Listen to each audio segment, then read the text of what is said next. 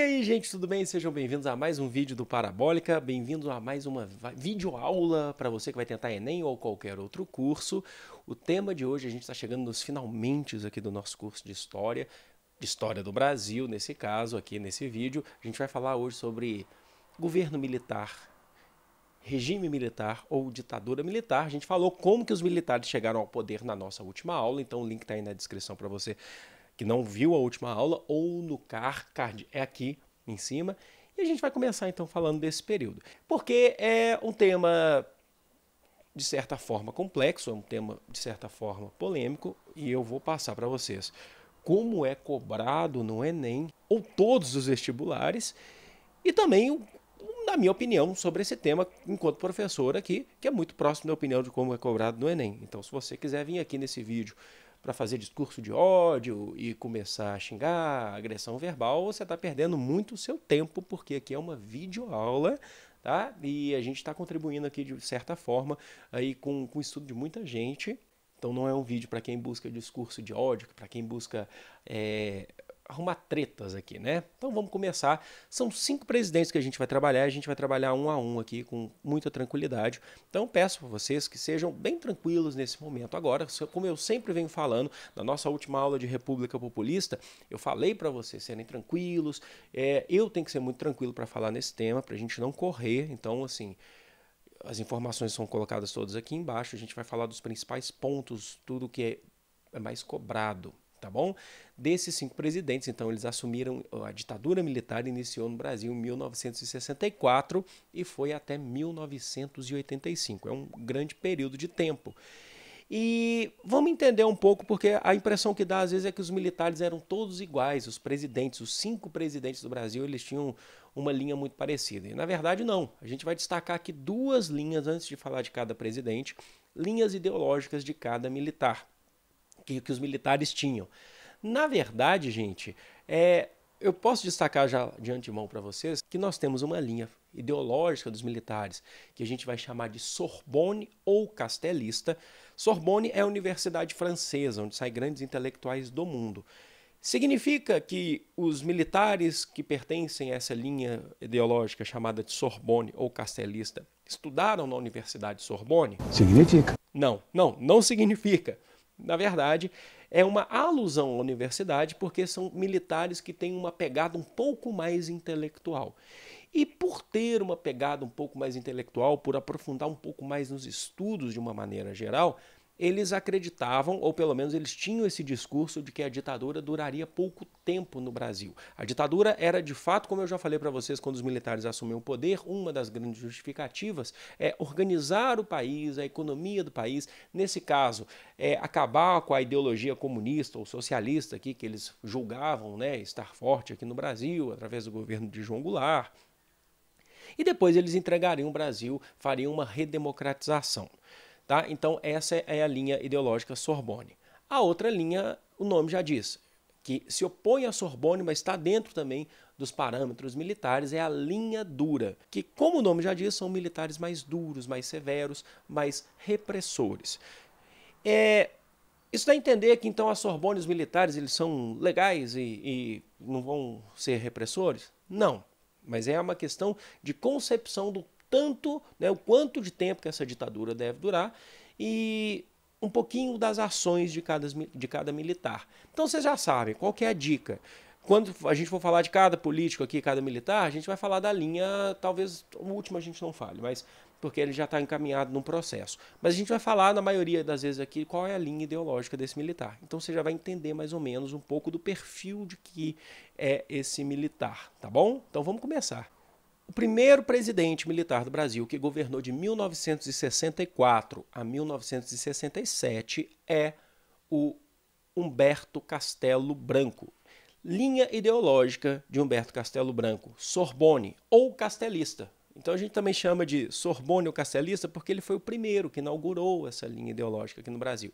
Significa que ele entra com a justificativa de que vamos arrumar o Brasil, depois a gente abre para a democracia. Tá bom? Então o Castelo Branco ele só fez coisas assim, nada, não foi nem um pouco repressor no Brasil. Errou feio e errou rude.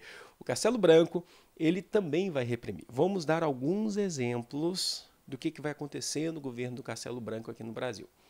É ele que vai colocar a UNE, União Nacional dos Estudantes, na ilegalidade. O que é a UNE? É a representação, é a organização que representa os estudantes de curso, né, de cursos superiores. A UNE existe até hoje, é uma entidade muito grande, tem muita gente que faz críticas à UNE, mas não cabe aqui. A gente está falando que o que ela representa? Ela representa os estudantes e a UNE fazia oposição à ditadura militar. O Castelo Branco colocou a UNE, que representava grande parte dos estudantes aqui no Brasil, colocou a UNE na ilegalidade. Na verdade, ele até depredou a sede da UNE no Rio de Janeiro. Os militares entraram, quebraram tudo. Durante muito tempo a UNE ficou sem sede e ela foi colocada na ilegalidade. Ela continua existindo? Sim, mas de maneira ilegal. Você tem até o congresso da UNE, que foi para escolher diretoria durante a ditadura militar, que ele foi totalmente escondido dos militares e por aí vai. Castelo Branco também criou aqui no Brasil o SNI, Serviço Nacional de Inteligência, extremamente ligado à CIA, né, a inteligência dos Estados Unidos. Qual que era o objetivo do SNI aqui? O objetivo do SNI é perseguir, né, na verdade, investigar todos aqueles que se opõem à ditadura militar de alguma forma, e assim você passa a perseguir. Assim como os Estados Unidos tinha a CIA, a União Soviética, a gente está na Guerra Fria, tinha ali a KGB, o Brasil criou o seu SNI.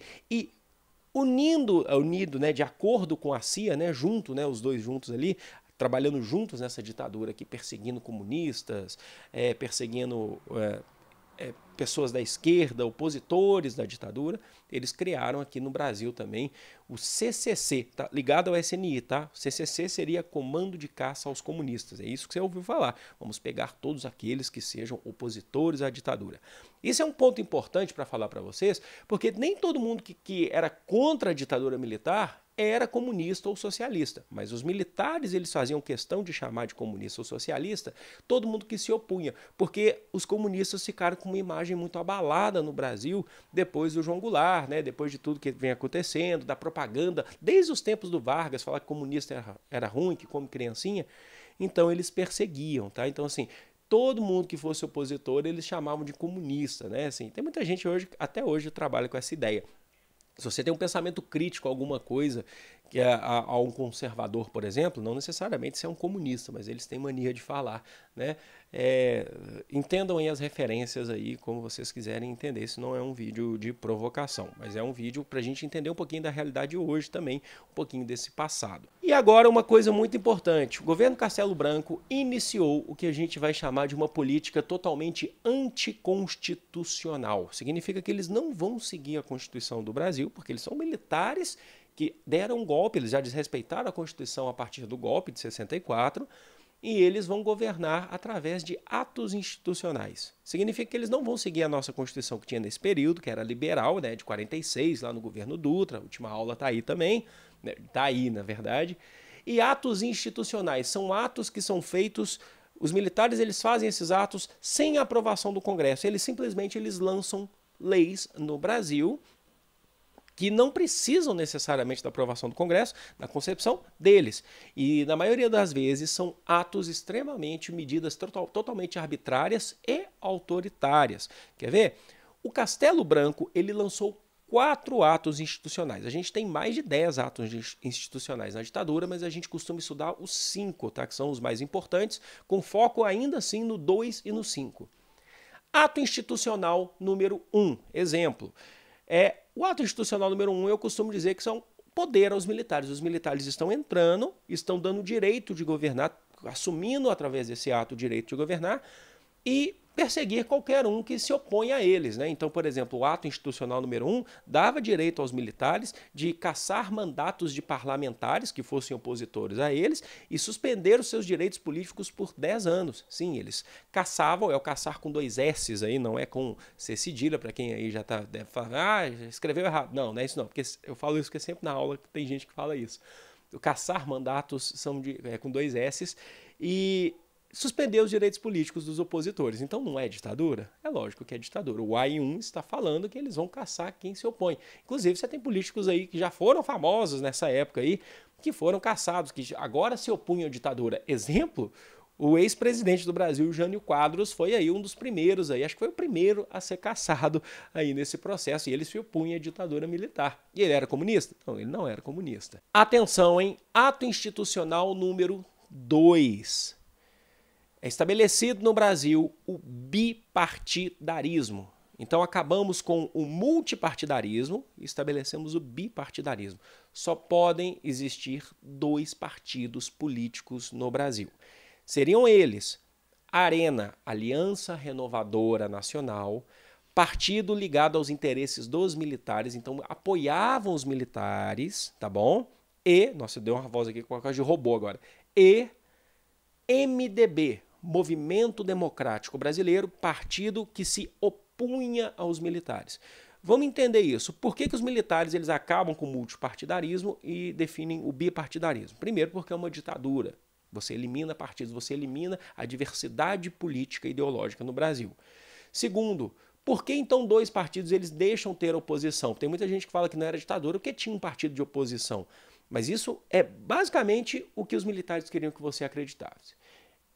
Ter um partido de oposição e um partido de situação fazia meio que uma mascarada, dava uma mascarada na ditadura, né? Permitir, porque os partidos, entendam, as ditaduras que tiveram apenas um partido são geralmente conhecidas como ditaduras totalitárias na história. E quando a gente fala de totalitarismo, aí pode ser direita ou esquerda, você vai definir como a União Soviética, você vai de Stalin, né? A União Soviética de Stalin, você vai definir como o fascismo de Mussolini e o nazismo de Hitler, né? Que eram partidos únicos. Então essa ditadura ela tenta mascarar um pouco o que é uma ditadura. Então permite minimamente um partido de oposição. Mesmo assim, ela ainda restringe muitas coisas do partido de oposição, que seria o MDB. Você tem uma sopa de partidos ali que foram considerados ilegais que agora estão no MDB. E é uma maneira também deles centralizarem a oposição para eles terem controle maior, ok? Então é muito importante saber isso. Ato institucional número 3, os militares eles aumentam o seu poder, definindo que agora nós teremos eleições indiretas para governadores de estados e prefeitos de capitais, porque antes ainda se mantinha a democracia. Eles estão acabando. Então, o ato institucional número 3 é uma ampliação do poder dos militares. Ato institucional número 4. Tá parecendo que é aula de legislação aqui, mas não é não. O 4, que é o último aí do Castelo Branco, o que ele define? É basicamente a construção de uma nova Constituição, porque o Brasil... Opa, a música. Se tiver música lá no fundo, não tem importância, tá, gente? Porque o Brasil tinha a Constituição ainda democrática liberal do Dutra. Então vamos fazer uma nova Constituição. Tem gente que fala que ela não chegou a existir, mas ela existiu formalmente, tá? Ela foi a 6ª Constituição do Brasil, foi feita pelo ato institucional número 4. Por que ela não é tão famosa? Porque mesmo com a Constituição, os militares continuaram fazendo atos institucionais. Eles não seguiram tanto a própria cria, vocês entendem? Você faz a Constituição para definir a lei dos militares, mas isso não impede com que você ainda assim lance novos atos institucionais. Então vocês percebem que o Castelo Branco ele é Sorbonne, mas ele tem medidas autoritárias? Ok, o governo dele acaba em 1967 e através de eleições indiretas, tá? Indiretas, os militares eles tinham eleições indiretas, o povo não escolhia o novo presidente. Através dessas eleições indiretas é escolhido um novo presidente do Brasil, que vai ser Arthur da Costa e Silva. Prestem atenção, Costa e Silva governou de 67 a 69. E ele era um político da linha ideológica linha dura. Significa que ele é mais repressor. Ah, amiguinhos, vamos ver o que o Costa e Silva vai fazer aqui no Brasil. Talvez uma das coisas mais importantes que vocês precisam saber. Através do governo do Costa e Silva vai ser colocado em prática o ato institucional número 5. Agora sim você pode falar, é ditadura mesmo. O que é o AI-5, que é o mais lembrado de todos, o mais importante para você saber, junto com o AI-2. O AI-5 é aumentar ainda mais o poder dos militares através da retirada de direitos civis das pessoas. Exemplo, fim do habeas corpus. Então, o cara que é preso, ele não pode mais responder o seu julgamento em liberdade. Tá? Eles aumentam ainda, eles reiteram o que foi no AI-1, né? Vamos continuar caçando mandatos de políticos que não concordam com a gente. Basicamente o AI-5, ele legaliza, quando ele tira o seu direito, basicamente a defesa, tirando o direito ao habeas corpus, ele basicamente ele legaliza coisas importantes, ele gera essas consequências, como por exemplo a censura. O AI-5 estabelece, né, como consequência a censura no Brasil. A todos aqueles que se opõem à ditadura militar serão censurados. Então, letras de música serão censuradas, peças de teatro serão amplamente censuradas, notícias de jornais serão censuradas. Um jornal muito importante que circulava no Brasil, que se opunha à ditadura militar, era o Pasquim, né?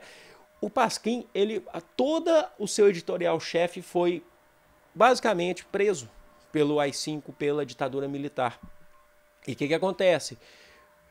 O jornal ele saiu, uma versão histórica desse jornal, o Pasquim, ele foi para as bancas mesmo assim, com a página basicamente em branco, fazendo uma crítica, né? Se eu achar uma imagem eu coloco aí para vocês. Fazendo uma crítica ao regime militar. Então, assim, o AI-5 ele censura mesmo. É aí que você vai conhecer, né? Uma notícia que você conhece, uma memória que as pessoas conhecem muito, que é com os jornais de grande circulação, como por exemplo o Estado de São Paulo, o Estadão, que apoiava a ditadura, mas quando fazia suas críticas, as matérias eram censuradas e eles lançavam para substituir receitas de doces, bolos, né, nos jornais, porque não dava tempo de substituir. A censura era muito rápida e a circulação, a distribuição do jornal era na hora, assim, entendeu? Então era confuso demais. É através aí do AI-5 também, que a gente falando dessas censuras, ainda nesse ponto, é através do AI-5 que a gente vai ter, por exemplo, grandes artistas sendo perseguidos, como por exemplo, Geraldo Vandré foi perseguido por causa daquela música,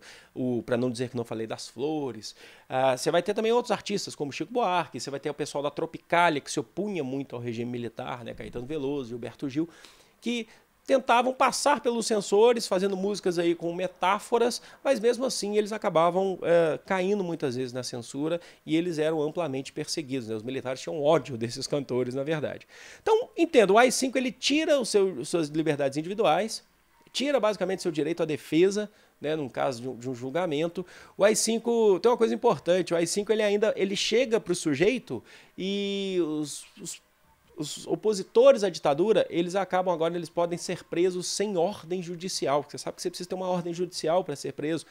Com o AI-5 não precisa mais. Os militares, eles simplesmente vão lá, um delegado vai lá, entra na sua casa, te prende sem ordem judicial. Então é a retirada de direitos individuais, de liberdades individuais que o ser humano tem. Então o AI-5 é considerado uma grande afronta aos direitos humanos, até hoje.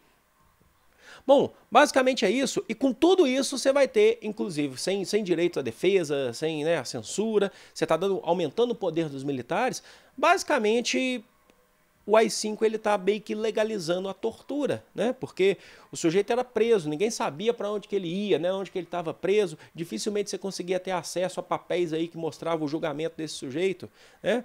Por conta desse poder todo dos militares. E o que acabava acontecendo? O sujeito acabava sendo torturado dentro da prisão e as torturas são pesadíssimas. Choque na boca, choque nos órgãos genitais, você vai ter até uma tortura que ficou muito, muito famosa no Brasil, que é o pau de arara, né? Que o sujeito era amarrado num pau de arara, né? Preso a um pau de arara e dali descia um cacete no sujeito, enchia ele de porrada. A tortura por afogamento, que servia muito para o cara que está preso, sendo torturado, entregar outras pessoas que ainda estão, né, soltas ainda, né, que poderiam fazer parte de um movimento. Você vai ter também uma tortura que é muito triste, eu vou falar aqui, que todas as torturas são tristes, mas que as pessoas ficam meio com nojinho quando eu falo, que é colocar um rato dentro da vagina de uma mulher, e esse rato vai comendo tudo por dentro, e a mulher começa a gritar, o rato dentro dela, até ela entregar o que aconteceu e até chegar à morte, porque o rato vai mordendo até essa mulher morrer. Ele vai mordendo até a pessoa ali morrer. Então são torturas assim, extremamente pesadas que não aconteciam só no Brasil, aconteceram em outras ditaduras da América que estão acontecendo paralelamente, concomitantemente aqui. Então, por exemplo, na Argentina, no Chile talvez seja a mais pesada. As mais pesadas são Chile e Argentina, mas não significa que a do Brasil não seja pesada também. Tem Bolívia, por aí vai. Bom, então vocês já sabem o que é o AI-5. Então uma grande luta dos movimentos opositores à ditadura é contra o ato institucional número 5, que basicamente legaliza essa tortura, tá? Legaliza o poder maior dos militares. E aí você vai ter manifestações durante o governo do Costa e Silva, vocês estão entendendo o que é a linha dura, né? Manifestações durante o governo do Costa e Silva que vão tentar acabar com isso. É aí que, por exemplo, você vai ter lá um estudante, né, que foi morto pelo governo militar aí, após aí a promulgação do AI-5, que é o Edson Luiz. E no velório dele fizeram uma grande manifestação contra os militares, que é a famosa Marcha dos 100 mil, né? Conseguiram juntar ali mais de 100 mil pessoas nas ruas de São Paulo e foi totalmente reprimida pelos militares. Tudo que eu for falando, se eu for achando fotografias, eu vou colocando aí nas imagens para vocês entenderem mais ou menos o que é uma repressão, ok? Outra questão importante, deixa eu avisar, tem um cara ali, umas músicas de rua que eu sempre falo que tem aqui nos vídeos. E por conta dessa repressão ainda que o AI-5 está fazendo, que o governo militar, a linha dura está fazendo, que você tem essa resposta da população, que a população começa de fato já a questionar essa ditadura. Será que ela foi boa mesmo assim? Né? Olha o que eles estão fazendo. E é nesse período, tá, do governo do Costa e Silva, que em 68, que foi um ano muito importante, que foi um ano do AI-5, que a gente começa a estourar greves pelo Brasil inteiro, né? Começa a ter a famosa greve geral de 68. 68 é um ano muito importante no mundo de reivindicações de juventude, de trabalhadores. E nesse período você vai ter uma grande greve no Brasil, greves assim pesadíssimas que vão acontecer nesse ano, que começam em Minas Gerais, aqui perto onde eu estou. Aqui em Belo Horizonte eu estou, mas começa aqui em Contagem, Betim, regiões industrializadas. Tem muita gente que acha que as primeiras greves gerais do Brasil aconteceram no ABC Paulista, essas já são no final da ditadura. Elas aprenderam muito com as greves de 68 que aconteceram. E teve muita perseguição ali, você teve muita repressão, muita gente foi presa, muita gente está desaparecida até hoje, ok? E nesse período também, como resposta ao AI-5, que a gente vai ter também o início da luta armada no Brasil.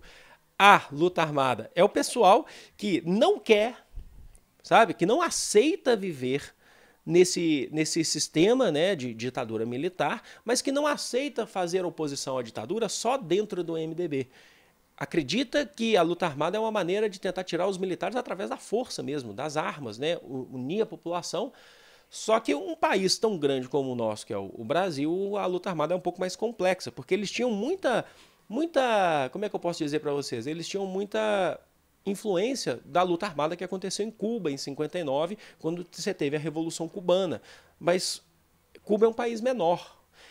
Mas existia sim essa luta armada no Brasil. É aí que você vai ver, por exemplo, o pessoal fazendo aparelhos, né, no Brasil, que é você aluga uma casa ou um apartamento e os perseguidos pela ditadura militar, eles vivem dentro desse aparelho. Às vezes alguns até trocam de nome, trocam de identidade para desaparecerem do mapa. E você tem, por exemplo, casos que eles tentavam, o pessoal da luta armada sequestrava políticos, diplomatas estrangeiros, inclusive é o livro Que é Isso, Companheiro, que dá o filme Que é Isso, Companheiro, sequestrar diplomatas estrangeiros para exigir condições dos militares. Ó, a gente sequestrou aqui um diplomata e se vocês não atenderem às nossas reivindicações, esse diplomata vai morrer. É o caso do Que é Isso, Companheiro, que o filme ou o livro, tá? Que se sequestra o embaixador dos Estados Unidos. E eles queriam com isso, assim, geralmente as reivindicações eram: você solta os presos políticos que estão aí e exilam eles, tiram eles do Brasil, que eles não podem ficar por aí, eles precisam ter uma vida agora sem tortura. Se vocês não fizerem isso, nós vamos matar o diplomata aqui. Você vai ter, nesse caso, o mais famoso é a Guerrilha do Araguaia, que aconteceu no norte, que é um grupo ali do partido, do PCdoB, o Partido Comunista do Brasil, naquele período. Eles foram para o norte fazer treinamento de guerrilha, inspirado, como eu falei para vocês, na Revolução Cubana, fazer treinamento de luta armada na zona rural do norte, para atrair mais gente. A ideia era crescer com essa luta armada e conseguir tirar os militares do poder. Mas a Guerrilha do Araguaia foi totalmente reprimida pelos militares e basicamente basicamente todo mundo morreu. Ok, o governo Costa e Silva durou muito pouco, né? De 67 a 69. Isso tem um motivo, ele estava doente. Na verdade, o Costa e Silva ele sofreu um derrame cerebral e ele teve que ser afastado. Depois que ele foi afastado, ele morreu. Você vai ter um período aí de uma junta militar governando o Brasil, no período que ele é afastado, mas logo depois quem assume vai ser um outro político da linha dura, que esse talvez seja o mais famoso, que é o Emílio Garrastazu Médici. É tipo um vampirão, cara, né? Assim, ele assumiu o governo militar em 69, quando o Costa e Silva sai, depois da junta militar, e fica até 74, tá? Ele já ficou mais tempo aí. Já falei, ele é linha dura, ok? Então vocês já sabem, né? A repressão. Basicamente, é ele que vai aplicar muito mais o AI-5 do que o Costa e Silva, porque ele fica mais tempo no poder. O Costa e Silva ele cria o AI-5, aplica, né, durante o governo dele é aplicado. Falei para vocês que teve repressão, teve luta armada, mas o Médici ele é o cara que faz mais perseguição ainda, tá? E ele começa o governo, assim, já tá na metade aí. Ele fala assim, poxa, a gente não resolveu ainda as coisas assim, né? Ainda tem muito comunista no Brasil, é eles que estão pensando. E a economia também não... A gente teve algumas medidas paliativas, mas que não resolveu a economia do Brasil. E aí que o Médici ele vai lançar, atenção, muito importante, muito cobrado, foco central, e é um divisor de águas da ditadura militar, vocês vão entender por quê. Ele lança, através do seu ministro da Fazenda, um homem extremamente inteligente aqui no Brasil, chamado Delfim Neto, eles lançam o que a gente vai conhecer como milagre econômico, ou também se conhece como milagre brasileiro. Fazer o Brasil crescer economicamente. Bom, palavras do próprio ministro da Fazenda. O Brasil tem uma economia fraca. O Delfim Neto falava, precisa crescer a economia. Mas tenham paciência, pessoas. Ô, gente, tenham paciência com os militares. A gente chegou, mas a gente não resolveu ainda, mas a gente vai resolver. É assim que eles pensavam. E o Delfim Neto fazia a metáfora do bolo. Assim como um bolo ele tem que primeiro crescer para depois ser repartido, a economia brasileira é isso. Primeiro cresce e depois reparte. Entenderam, né? Já sabe, né? De onde que o Brasil tira dinheiro para fazer um milagre econômico? O Brasil começa a pegar dinheiro emprestado. São empréstimos internacionais, empréstimos estrangeiros, que estão se acumulando desde o tempo do Juscelino Kubitschek, lá do plano de metas. Então o Brasil começa a se endividar por conta disso, mas ele de fato começa a crescer economicamente. E a estratégia do governo brasileiro é mostrar as obras para as pessoas. Não basta só fazer crescer economicamente, vamos mostrar as obras. Quais seriam as principais obras aqui importantes que iniciaram com o milagre econômico? Muitas delas estão aí até hoje e são de fato importantes. Vou dar exemplo. Ponte Rio-Niterói. Nossa, quem já foi na Ponte Rio-Niterói sabe da beleza e da importância, né, prática que é a Ponte Rio-Niterói. Tranquilo. Usina hidrelétrica de Itaipu, uma aliança entre o Brasil e o Paraguai para construir Itaipu. Ia resolver grande parte dos problemas energéticos que o Brasil tinha. Grande hidrelétrica de Itaipu. Então ela é importante, apesar de que o Brasil ainda tem problemas de crise energética, apesar de Itaipu. Tá. Coisas agora que talvez não funcionaram muito bem. O Brasil comprou um gerador nuclear, então foi construída a usina de Angra dos Reis, a Angra 1, na verdade. Para o Brasil entrar, né, começar o seu programa nuclear, não de bomba, tá? Fiquem tranquilos. Mas, ou não sei, né? Mas para gerar energia, só que nunca funcionou com uma capacidade aceitável, a Angra 1, naquele período. Até mesmo porque, gente, a usina nuclear não pode funcionar na sua capacidade máxima, porque é muito perigoso. Mas chegou muito aquém do que se esperava. E a grande decepção do milagre econômico seria a famosa rodovia transamazônica, uma rodovia que ia cruzar a floresta amazônica, um projeto gigantesco, só que nunca ficou pronto. 30% das obras foram concluídas. Mas não no período militar, eu estou falando disso até hoje. Se vocês procurarem imagens, eu vou colocando aqui. Só ver caminhão atolado ali na rodovia transamazônica, então tá aí a herança do milagre econômico, uma boa herança do milagre econômico para vocês. E por que obras faraônicas, gente? Por que obras faraônicas? Porque eles chamam isso, né? Para mostrar a grandeza que é esse milagre econômico. Obras faraônicas, porque é meio que uma estratégia, né? Nos tempos do faraó, isso é uma relação histórica. As construções, os templos e pirâmides, os templos maiores que pirâmides, hein? Eles eram gigantescos para mostrar a obra do faraó. No tempo do nazismo, as construções eram gigantescas, já falei isso para vocês, para mostrar o tamanho que é o nazismo para a sociedade. Obras faraônicas para mostrar a grandeza da ditadura militar. Tem muita gente que vai falar assim, a ditadura foi boa, deu certo, né? Aí começa a mostrar aí Ponte Rio-Niterói, Itaipu. Aí começa a falar também do PIB brasileiro, porque de fato o milagre econômico, inicialmente, o PIB cresceu bem. O PIB no Brasil era 9%, ele chegou a 14% com as obras do milagre econômico, o Produto Interno Bruto. Só que ao mesmo tempo que o PIB cresce, a gente está endividando, vocês concordam? Ao mesmo tempo que o PIB cresce, está surgindo no Brasil inflação.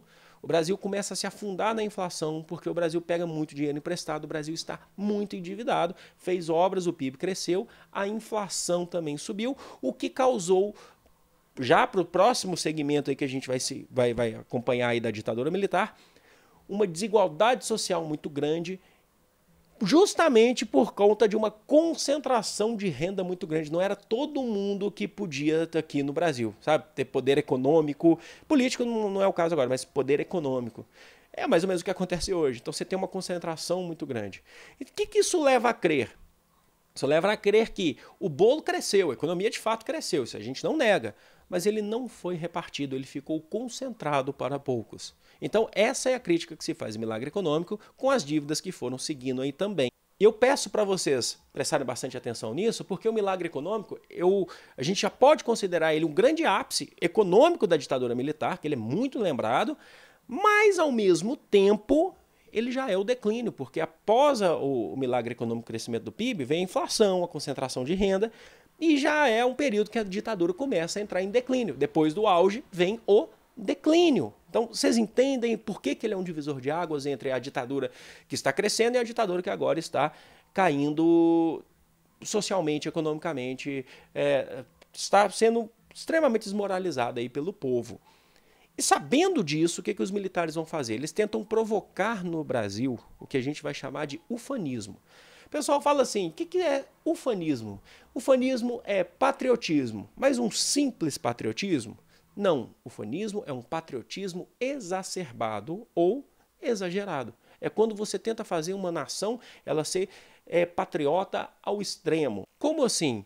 Os militares, sabendo, né, que a gente está passando agora por uma crise política, né, uma crise social, né, uma crise econômica, eles tentam lançar o famoso jargão, né, Brasil, ame-o ou deixe-o, né, só fica no Brasil quem de fato ama esse país, quem é ufanista de verdade, né. Uma outra coisa importante que fizeram ali naquele período da ditadura como maneira aí de ser ufanista é a Copa de 70, está dentro do governo Médici. A Copa de 1970 foi uma Copa realizada no México, e você tinha 3 grandes seleções ali naquele período que eram bicampeãs mundiais. Olha só, o tempo passa rápido. Eram Uruguai, Itália e Brasil. Quem vencesse a Copa do México, desses 3, seria o primeiro tricampeão do mundo e reservaria o direito de ficar com o troféu definitivo da Copa, não devolveria nos próximos anos, que seria Jules Rimet, como o primeiro grande tricampeão, seria conhecido como o grande país do futebol. O Brasil tinha uma seleção que dizem ali que é incrível. Se você procurar imagens na internet, se você nunca viu, eu não era vivo na época, não era nascido, mas você procura imagem, que era a seleção de Pelé, de Tostão, de Rivelino, de Gerson, Canhotinha de Ouro, de Félix no gol, Carlos Alberto, Clodoaldo, por aí. Tem gente que fala assim, Garrincha. Não, Garrincha não, gente. Garrincha é 62, tá? E todo mundo sabia que essa seleção ela iria vencer, provavelmente, essa Copa. Mas e se não vencesse? Poxa, o povo no Brasil, você sabe que ia ficar muito frustrado, não sabe? Você sabe que aqui no Brasil o amor por futebol, a vida da pessoa durante a semana, às vezes é definida pelo time dela no domingo. Se o time vai mal, a semana começa mal. O governo militar, sabendo disso, ele basicamente dá uma tarefa militar para os jogadores. Vocês vão vencer essa Copa, vocês vão causar alegria para o povo brasileiro. Tanto é que foi contratado até um cantor famoso da época para poder alegrar a concentração da seleção, que era o Wilson Simonal, extremamente famoso, um cara assim, detentor de vários hits aí que vocês vão conhecer. Se você pesquisar aí o Wilson Simonal, vocês vão ver vários hits aí, inclusive hits que são cantados no estádio de futebol hoje. É o famoso Domingo Eu Vou ao Maracanã, né? E ficou muito amigo do Pelé, foi para lá para alegrar o pessoal, foi contratado para alegrar os jogadores do Brasil na Copa de... Deixa eu ver o tempo aqui. Para alegrar os jogadores do Brasil nessa Copa de 70. E não deu outra, né, gente? O Brasil venceu. Tem uma coisa importante. Um pouquinho antes da Copa do Mundo, só para vocês terem noção da importância, um pouquinho antes dessa Copa, o técnico do Brasil era um jornalista chamado João Saldanha, e ele era comunista, o João Saldanha. Ele foi demitido, lógico que ele foi demitido, né? Um comunista técnico do Brasil. E no lugar dele, às vésperas da Copa, foi contratado o Zagallo, né, que tinha se aposentado há algum tempo atrás, qual que era a função do Zagallo como técnico? Ele não compromete politicamente o Brasil. Tá? Então o Zagallo, eu não estou falando mal do Zagallo, tá? Estou falando assim, que o Zagallo, diferente do João Saldanha, que era extremamente crítico, o Zagallo ele pensava mais só na parte futebolística até então. Mas, até onde eu sei, tá? Mas olha só, O Brasil vence essa Copa, vence a Itália na final 4-1. Se você procurar o vídeo na internet, você vai ver. Foi uma alegria muito grande. Os jogadores foram recebidos por Médici no Congresso Nacional. Foram recebidos com muita festa e está cumprido um pouquinho da meta do Médici. Causou ufanismo. Tô passando fome, tem dificuldade social, mas o Brasil foi campeão da Copa de 70, é tricampeão. Ó, não tenho o que colocar no fogão para poder esquentar para comer, mas o Brasil foi campeão da Copa de 70. Esse era um objetivo, né, uma tarefa que foi colocada ali dos militares para os jogadores. Você tem até estudos, né? Você tem um livro extremamente legal que eu vou deixar aqui na descrição para vocês, que é a História da Vida Privada no Brasil, que é um dos livros que eu mais gosto. Fernando Novaes com Lilia Schwartz, né, a organização, e eles falam no capítulo da ditadura sobre a vida privada na ditadura que grupos que eram opositores à ditadura assistiram a final da Copa do Mundo, infelizmente torcendo contra o Brasil. Por que torcendo contra o Brasil? Porque eles acreditavam que o Brasil deveria ser campeão, eles eram fãs dos jogadores, mas com medo desse ufanismo que a vitória da seleção causaria. Bom, mas o Brasil ganhou, causou ufanismo. Tá, mas beleza. Então, assim, o Brasil ganhou, teve um milagre econômico em 71, tá? Dentro do governo Médici, o mundo passou por uma crise do petróleo, que é a famosa crise do petróleo de 1971. Os países do Oriente Médio resolveram se fechar e tabelar o preço do petróleo, eles faziam a maior distribuição de petróleo do mundo, para obrigar com que os países que não fossem autossuficientes em petróleo tivessem que agora comprar através do preço deles. Isso é uma medida, inclusive, para prejudicar os Estados Unidos, né? A crise do petróleo atingiu diretamente os Estados Unidos. Aí você fala, o Brasil tem Petrobras, mas não era autossuficiente no petróleo não, irmão. O Brasil caiu pesado nessa crise do petróleo. Então, além do milagre ter aumentado a inflação, a tentativa aí do ufanismo através da Copa e do Brasil ame ou deixo, o preço de combustíveis e derivados do petróleo aumentou muito no Brasil. Então, o Médici, como eu falei para vocês, ele pega o Brasil, faz um milagre econômico, que é o ápice, mas ele começa a entrar em decadência com a ditadura, por conta principalmente da inflação, do milagre econômico, e por conta da crise do petróleo, que aumentou demais o padrão de vida no Brasil. Os próximos presidentes vão ter que lidar com isso. Tudo tranquilo, né, gente? Vocês estão acompanhando aí, estão anotando? Próximo presidente do Brasil, Ernesto Geisel. Assume depois do Médici em um Brasil já em crise. O Geisel assumiu o Brasil em crise por conta da crise do petróleo e da inflação do milagre econômico. Então o Geisel, ele já é aquele cara que fala assim, tá, a gente vai começar a terminar a ditadura. Tá? Não dá mais para sustentar, principalmente por conta das dívidas, principalmente por conta da economia. Então vocês já sabem, a ditadura militar no Brasil acabou, entre outras coisas, em grande parte porque ela não se sustentou economicamente. E o Geisel, já que ele está falando nessa abertura, ele é um político da Sorbonne, tá? Que a gente falou no começo do vídeo. Então ele é Sorbonne. Ele é muito importante aqui para a gente entender, porque ele assume o governo propondo o seguinte: redemocratização do Brasil. Tá, então vamos redemocratizar e acabar com a ditadura. Porém, lenta, segura e gradual. Ou então vocês podem chamar de abertura ou reabertura lenta, segura e gradual. Por que lenta, segura e gradual? Porque se acaba a ditadura agora, o pessoal já está de saco cheio dos militares, está bravo com eles, o pessoal que está sofrendo as desigualdades sociais, eles vão querer um certo revanchismo contra os militares. Então Geisel, ele é esperto, ele fala assim, redemocratização é devagar. Tanto é que ele nem vai ser o último presidente do Brasil, mas ele que inicia a redemocratização. É lenta, é segura do ponto de vista dos militares, tá? Eles vão aos poucos ali e gradual, né? Ponto por ponto. Então é assim, eles devolvem algum direito para o povo, mas seguram outros, entendeu? Ou colocam algum outro em cima, mas vai devolvendo aos poucos. Então assim, o que caracteriza o governo Geisel é a redemocratização lenta, segura e gradual. Não esqueçam. Vamos ver então quais são os pontos da redemocratização lenta, segura e gradual. Primeira coisa, a gente pensa na economia.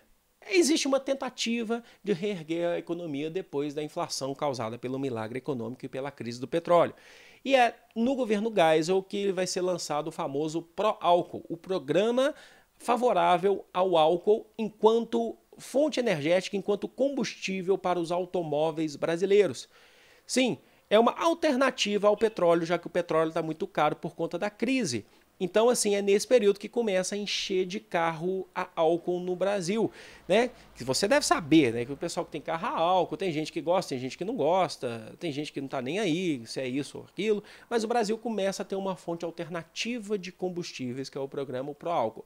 Então você começa a ter um monte de usina, isso aumenta a desigualdade social no sentido de maior concentração de renda, porque você vai ter um monte de usina sendo criada no Brasil, em Minas Gerais, no interior de São Paulo, muita cana-de-açúcar ali sendo cultivada, justamente para favorecer aí esse pró-álcool, ok? Vocês acham que a cana-de-açúcar era para fazer açúcar do tempo lá do Brasil colônia, né? Ou vocês acham que a cana-de-açúcar é só para fazer cachaça? Não, nesse caso você está pensando numa grande indústria, que é a indústria automobilística. Tá, no ponto de vista econômico, existe uma tentativa de dar uma alternativa ao Brasil que mesmo assim não segura.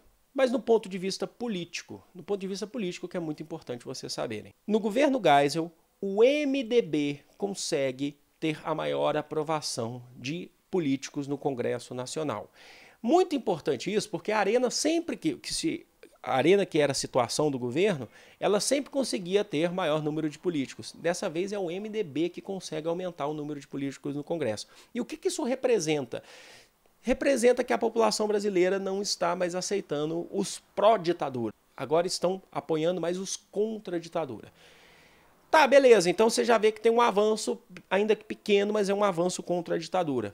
Mas o Geisel, mesmo assim, sabendo do avanço aí dos políticos contra a ditadura, da população já se opondo à ditadura, ele lança uma lei importante chamada de Lei Falcão.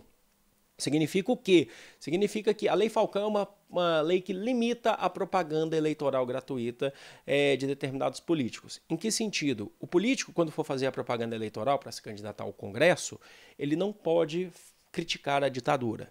Ele pode se limitar só a falar de sua vida pessoal. Eu fiz várias coisas no Brasil, quando criança, eu jogava a bola na esquina e eu tinha vários amigos e eu sempre emprestava a minha bola para eles. Eu sou um pai de família que não sei das quantas. Então, assim, era uma maneira, é uma censura, vocês estão percebendo? É uma censura que a gente está falando. Então, é lenta, segura e gradual. Ainda falando do Congresso, o Geisel ele lança em um cargo, ele inicia um famoso cargo chamado de senadores biônicos. O que é isso, gente? Tá, o Congresso, o MDB está a maioria agora no Congresso. Então ele cria o cargo de senador biônico, que é um senador que era escolhido diretamente pelo Geisel. Ele não passa por eleições. É uma maneira deles manter ainda assim os seus representantes, para ainda dar aquela segurada na ditadura. Então vocês percebem, contra a ditadura, o MDB tem a maioria no Congresso agora. A favor da ditadura, é criado o cargo de senador biônico e é criado também aí a Lei Falcão para limitar a propaganda, censurar, na verdade, a oposição à ditadura. E aí agora uma parte muito importante do governo Geisel. Devido à grande pressão, estabeleceu-se que o ato institucional número 5 ele já não era compatível, já não era, já bem antes, né? Como a gente falou aqui, ele não cabe em nenhuma sociedade. Mas o Geisel decretou o fim do ato institucional número 5, e com isso a gente vai ter agora a ilegalidade de todo esse processo do AI-5. Então, por exemplo, a tortura, ela não significa que ela acabou, mas ela, de fato, ela reduz muito, porque tem muito militar que ainda continua torturando, né? Ainda acontecem muitas coisas. No governo Geisel, teve muito militar da linha dura, mais radicais, que não aceitaram o fim do AI-5. E esses militares da linha dura, eles começaram a promover uma série de atentados no Brasil. Olha só, é militar contra militar. Uma série de atentados, principalmente em bancas de jornais pelas capitais brasileiras, para poder criticar o próprio Geisel. Olha só, atentados de militares da linha dura contra a política do Geisel, que é da Sorbonne. Tranquilo, gente, acaba o governo do Geisel. Falei para vocês que ele não é o último, é lenta, segura e gradual. Entra João Batista Figueiredo para continuar o processo agora de reabertura política no Brasil. Detalhe, a gente nem fala se é Sorbonne ou linha dura, porque ele está muito mais para Sorbonne, se você for olhar, porque agora ele só está continuando esse processo de redemocratização. O Geisel, ele deixou de ser presidente, mas ele ainda está nos bastidores da ditadura, ainda negociando essa reabertura. Importante que vocês saibam disso. Esse é o período que eu nasci, o governo do Figueiredo. Tem muita gente que fala, não é nem ditadura. Ah, era ditadura sim, mas já é o período final, tá? Vamos listar aqui então quais são os pontos importantes do João Batista Figueiredo. Bom, no governo do Figueiredo, olha só, a gente vai ter o fim do ato institucional número 2, o fim do 5 foi no Geisel, o fim do 2 foi no Figueiredo. Então quer dizer que Arena e MDB deixaram de existir, certo? Surgiram vários outros partidos políticos no Brasil. Agora a gente tem a volta do multipartidarismo. O que a gente vai fazer aí? Então você já tem uma multipluralidade. Olha só, a redemocratização ainda está funcionando, lenta, segura e gradual. O que mais que vai ter? A gente vai ter a famosa lei da anistia aqui no Brasil.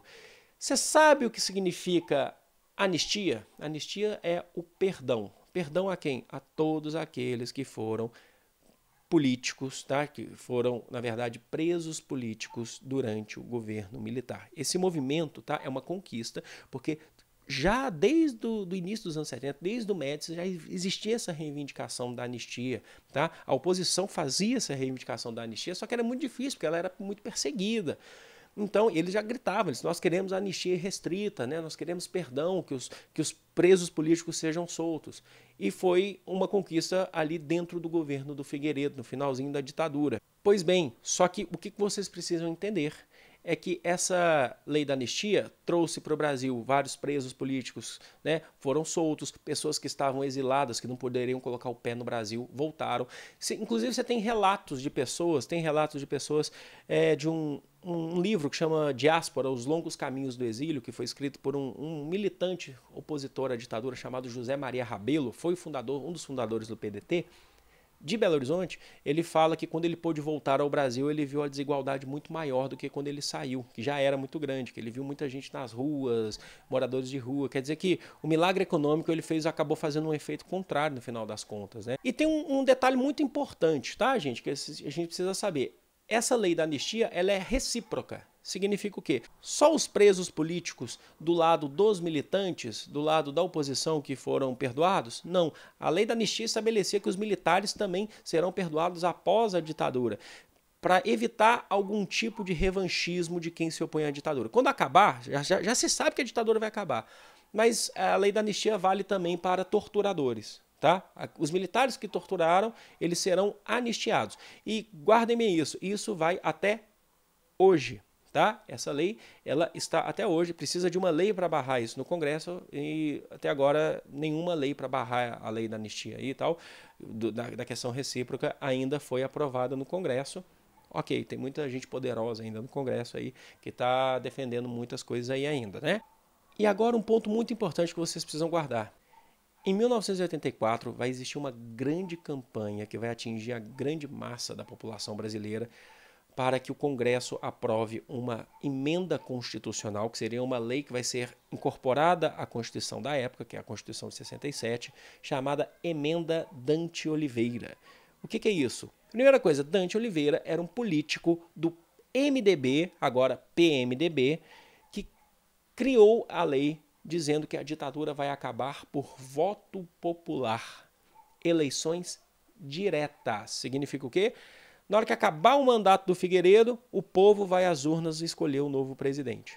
Tá bom? É assim que dizia a emenda. Só que os militares não querem que o povo escolha o novo presidente. Tem um motivo muito simples. Qual que é o motivo?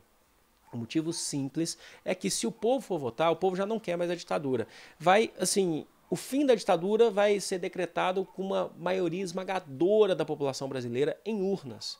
E aí aquela redemocratização lenta, segura e gradual vai ficar por água abaixo, porque vai mostrar a vontade do povo. Então, a população queria diretas já. E as ruas das principais cidades do Brasil enchiam, sabe? A gente não está falando de 10 mil, 5 mil, a gente está falando de 500 mil, a gente está chegando aí na casa quase dos milhões aí, do milhão. Então, Praça da Sé em São Paulo, Praça da Liberdade em Belo Horizonte, não se via a cor do chão, sabe? De tanta gente pedindo a aprovação da emenda Dante Oliveira, a emenda do movimento que a gente vai conhecer como diretas já. Eleições diretas. Direta é o povo vota, indireta é o povo não vota, quem vota é o Congresso. Os militares queriam acabar por eleições indiretas, mas o povo queria por diretas. Você teve uma organização muito grande, você vai ter muita gente participando desse movimento, trabalhadores, estudantes, pessoas aí que estão na mídia, então vocês vão ter ele que ficou famoso, Fafá de Belém cantando o hino nacional, não é Vanusa, tá? É Fafá de Belém cantando o hino nacional. É ali que você vai ter políticos importantes, você vai ter Lula participando da direta já, você vai ter Tancredo Neves, que era governador de Minas, que foi primeiro-ministro do Brasil nos tempos de João Goulart, lembram? Ulisses Guimarães, um deputado importante aqui do PMDB. Você vai ter também, muito importante, esportistas, e isso eu acho muito interessante, que você vai ter a famosa, vai que cai isso no Enem, se cair eu vou ficar muito feliz, a famosa democracia corintiana. Pera aí, a gente não está falando de futebol especificamente, tá? Porque você pode torcer pro seu time, como eu torço pro meu time. Quem sabe, sabe. Quem não sabe, eu não vou falar. Até mesmo porque é meu esporte favorito. Outro dia eu falo até aqui do meu esporte favorito. Não é futebol. Mas, por exemplo, o Corinthians usava toda a sua força que ele tinha com a população, uma das maiores torcidas do Brasil, do mundo, na verdade, e tentava lutar pela democracia. E como que eles faziam isso? Através de um processo democrático dentro do próprio Corinthians. E esse movimento se chamava Democracia Corintiana. Eram levantados por dois grandes nomes que tinham na época, que eram Sócrates, né, o doutor Sócrates, grande jogador da época, que jogou a Copa de 82, 86, e o Casagrande, que todo mundo conhece. E eles tentavam mostrar o que era uma democracia dentro do Corinthians. Então, por exemplo, eles escolhiam várias coisas ali. Eles conseguiram, através de votação entre os jogadores, acabar com a concentração prévia, né, antes de um jogo de futebol, que tem muito jogador que não gosta dessa concentração, prefere ficar com a família. E eles criticavam a ditadura, mostrando um exemplo de uma pequena democracia dentro do Corinthians. Olha só que interessante, que dá uma conotação muito bacana aqui pra gente. O Sócrates até ia ser vendido, né, ia ser negociado, e ele fala em um comício da Diretas, que ele fala assim: se a emenda for aprovada, eu não quero sair do Brasil. Ok, gente, mas a população pressiona, mas infelizmente não depende só da população. O Congresso Nacional foi um acordo, porque o Congresso já se mobilizava para acabar com a ditadura. Mas o Congresso não aprovou a emenda Dante Oliveira. Significa que a ditadura vai acabar, mas por via indireta. Eleições indiretas. Agora, muita atenção para a gente já começar a encaminhar para a próxima aula, que agora é um ponto extremamente importante dessa aula. Nós teremos nessas eleições indiretas no Congresso duas candidaturas à presidência. Uma é contra os militares e outra é o candidato dos militares. Contra os militares, Tancredo Neves participava do Diretas Já. Ele falou: eu me candidato aqui, o Congresso vai votar aqui, eu me candidato aí para ser o primeiro presidente depois da ditadura. A favor dos militares, um político muito famoso, principalmente a galera de São Paulo, aí, porque eu morei em São Paulo muitos anos, então a gente sabe bem como é que funciona. Paulo Maluf. Precisa dizer mais alguma coisa? Não. É considerado um dos políticos mais, vamos falar real, mais corruptos da história do Brasil. É o que tem aquele famoso jargão rouba mais faz, sabe? Que constrói ponte, viaduto, mas rouba pra caramba. É assim que eles tratam, né?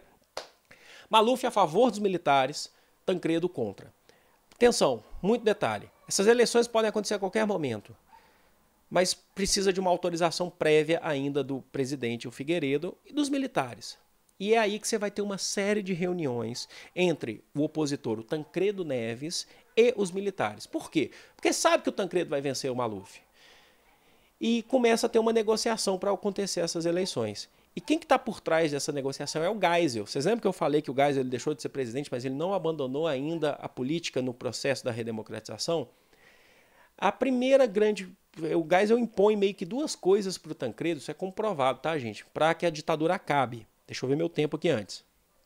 Primeira coisa, Tancredo vai vencer, mas não vai ter revanchismo, tá? Não vai ter revanchismo após o fim aí da ditadura militar, tá? Quem era contra a ditadura não vai perseguir militar, vai fazer valer aquela lei recíproca da anistia do Figueiredo. Inclusive, os arquivos da ditadura estão fechados até hoje. Nesses arquivos você tem nome de torturadores, nome de muita gente que assassinou muitos opositores à ditadura, e esses arquivos foi combinado entre Geisel e Tancredo que eles não serão abertos. Para quem aí acha que Tancredo também era herói, ele negociou com os militares. Eles não serão abertos, tá? Esses arquivos até hoje. Então existem vários movimentos aí lutando aí por abram os arquivos da ditadura. A gente está fazendo esse parênteses aqui, mas é muito importante. Inclusive, existe hoje a Comissão da Verdade, que é um movimento que luta pela abertura dos arquivos da ditadura. Isso é muito importante porque já caiu no Enem, e mais pra frente a gente vai fazer questões sobre isso, vocês vão ter que lembrar disso aqui que eu estou falando. que querem a abertura para saber paradeiro de muita gente que está desaparecida até hoje, que vocês não sabem, existem mais ou menos aí 140 pessoas desaparecidas dos tempos da ditadura, que abrindo os arquivos você pode até descobrir onde que esses corpos estão, a alçada. E a justificativa é, as famílias têm o direito de saber, de enterrar os seus filhos até hoje, que não tem esse direito. E a comissão, na verdade, é muito importante isso, tá? Ela quer punir agora os militares que foram torturados? Não, ela quer esclarecimento. Os fins são de esclarecimento. Ninguém está querendo punir os militares. São por fins educativos. Mostrar para a população brasileira o que aconteceu, essa afronta aos direitos humanos. O Brasil, inclusive, ele é muito criticado pela Assembleia Geral da ONU por não abrir esses arquivos, tá, gente? Para que vocês saibam da atual situação. E o segundo ponto que eu falei para vocês, essa é uma condição que o Tancredo fez ali com Geisel. O segundo é que o Tancredo tenha um vice-candidato que seja escolhido mais basicamente pelos militares. É daí que surgiu a figura do José Sarney. O Sarney arrumaram ali uma história que ele brigou ali com o Maluf porque ele ia ser vice do Maluf. Ele era apoiador da ditadura, ele foi político desde 58 da antiga UDN, ele está quase nos tempos do Vargas. Ele era da UDN, vocês lembram? Do Carlos Lacerda. Ele foi um político da Arena e agora ele passa para o PMDB. Ele sai da filiação dele do antigo PDS, né, que a Arena depois virou PDS, e briga com o Maluf e entra no PMDB, vai ser vice do Tancredo. O motivo que colocaram do que ele brigou com o Maluf é que o Maluf se candidatou, falou assim, eu vou ser o candidato aqui, apoiador da ditadura. E o Sarney não queria, o Sarney queria que tivessem prévias dentro do seu próprio partido para escolher. Aí dizem que eles brigaram, o Sarney ele vira vice. Mas na verdade foi um acordo muito forte entre Tancredo e Geisel para o Tancredo aceitar o Sarney como vice. Tá?